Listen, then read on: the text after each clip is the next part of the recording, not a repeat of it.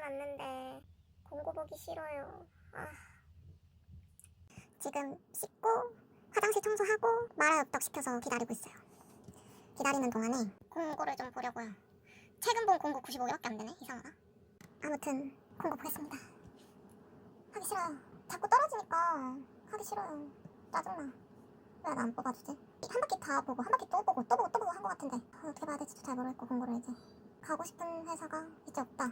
이제는 그냥 글쎄요, 뭘 포기하고 뭐를 목표로 삼고 해야 되는지, 연봉만 보고 야근 엄청 시키는데도 그냥 지원을 해야 되는 건지 모르겠네요. 배고파요.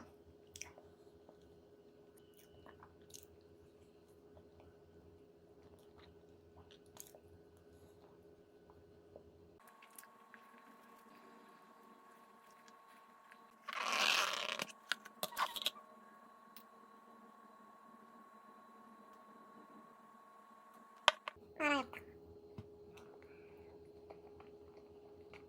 소시지 별로 안 좋아하는데 빼려는 걸 깜빡했어요.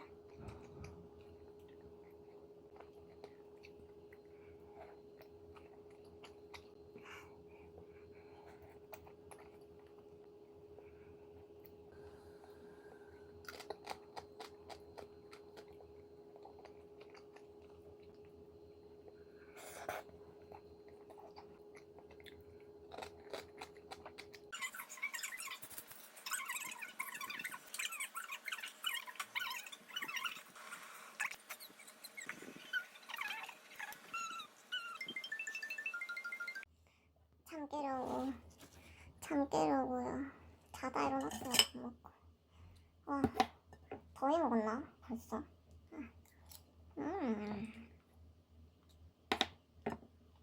여기 이렇게 발라서.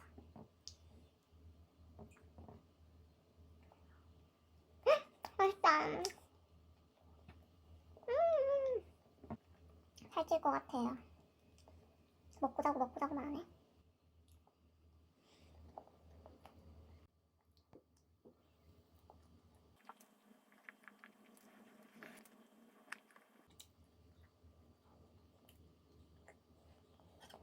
소리 따뜻해서 공고 봐야겠다.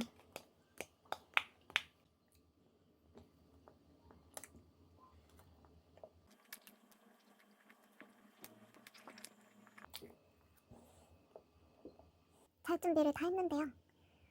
제가 저번 영상 마지막에 말했던 직장 내 괴롭힘, 직접 본 경험, 그리고 직접 당한 경험에 대해서 좀 얘기를 해볼까 합니다.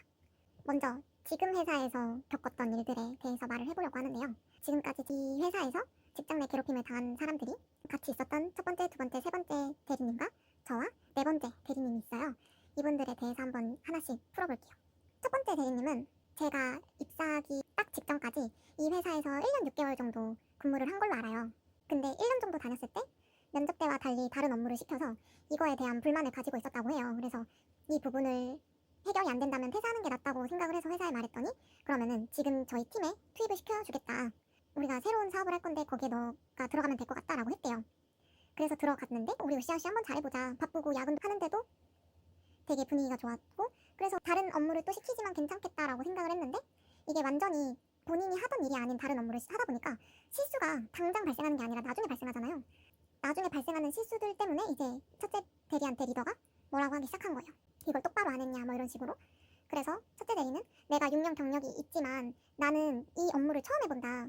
그래서 나는 내가 이 업무의 신입이라고 생각을 하고 가르쳐주면 배우겠다. 이런 입장이었고 리더분은 첫째 대리한테 네가 6년 경력이 있으면은 경력자의 태도를 보이라는 식으로 말을 해서 서로 감정이 되게 상한 상태였다고 해요. 첫째 대리는 자기 업무도 안 맞고 자기 커리어도 이제 망가지고 있고 좀 분위기도 안 좋기도 하고 이 업무에 관심이 있는 것도 아닌데 억지로 하려고 하니까 잘 안 되기도 하고 그리고 너무 다른 업무기도 했어요. 그래서 제가 들어오자마자 자기는 퇴사할 거다라고 말을 했던 거였고 그래서 제가 처음에는 같이 버텨보자. 그래도 제가 왔으니까 제가 아는 분야까지는 조금 도움을 드릴 거고 제가 들어가고 분위기가 조금 좋아졌거든요. 버텨보자고 저는 조금 쫄랐죠. 첫째 대리한테. 그랬는데 처음에는 같이 저도 이제 적응하면서 버틸만 했어요. 아마 첫째 대리도 조금은 버틸만 해서 계속 고민을 하기는 했을 거예요. 한 달에서 한 달 반 정도는. 근데 리더가 점점 발톱을 드러내는 거예요. 저도 점점 리더분이 싫은 거예요. 사람이 좀 이상한 거예요. 리더랑 부리더 두 분이 회의실에서 얘기를 하고 있는데 퇴근 시간이 돼서 첫째 대리랑 저는 이제 퇴근해보겠다고 인사하고 갔는데 다음날에 불러서 어제 왜 갔냐 이러는 거예요. 그래서 저는 당황스러웠죠. 왜냐면 가면 안 되는 상황이면은 가면 안 된다고 말을 하면 되잖아요. 왜냐면 저희는 업무도 다 끝났고 해야 하는 세팅도 다 끝난 상태였는데 본인 머리만 지끈거리고 본인이 결정을 못 한다는 이유만으로 우리한테 갔다고 뭐라고 하는 거예요. 그래서 저 사람 업무적으로 무능력하다라고 생각을 했죠. 저는 바로 얘기를 하는 게 좋은데 바로 얘기 안 하고 그 다음에 불러서 그때 왜 그랬니? 이러니까 너무 싫은 거예요. 근데 이게 계속 그런 식으로 행동을 하시더라고요. 또 저희는 사내 메신저가 있는데도 카톡을 쓰거든요. 사내 메신저 오류가 너무 심해가지고 카톡으로 진행 상황에 대해서 약간의 보고를 이렇게 계속 올렸어요.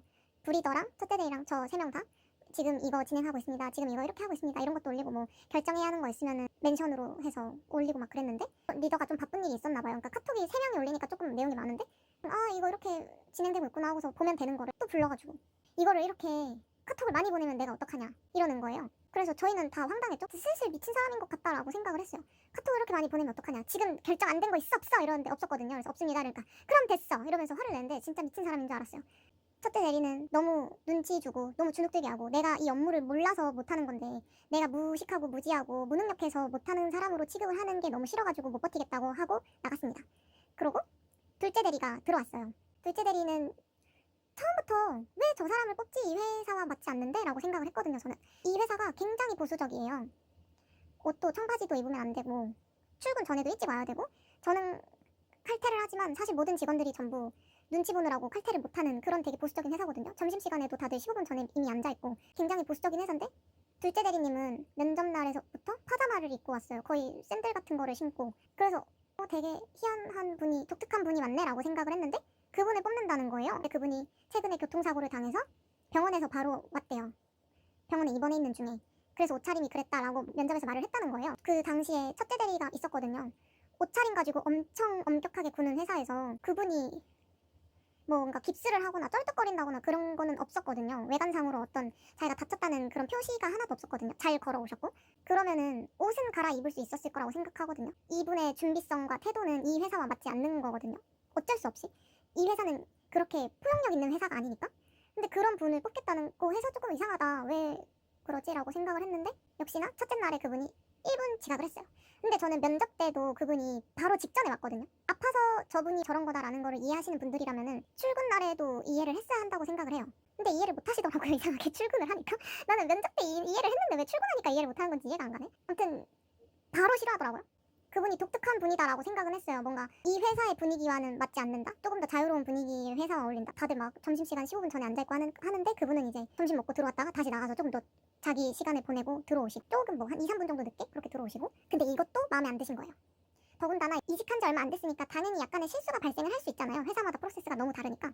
근데 그런 것도 제 실수하네, 제일 못하네. 바로 이렇게 낙인을 찍어버려요. 이 회사는. 계속 점점 트집을 잡기 시작해요. 네가 지금 그걸 할 수 있을 거라고 생각해? 너 그거 못해? 너 그거 해봤어? 너 안 해봤잖아. 근데 네가 어떻게 하게? 너는 왜 이것도 알아서 못해? 너는 이거를 나 퇴근하고 확인하라는 거니?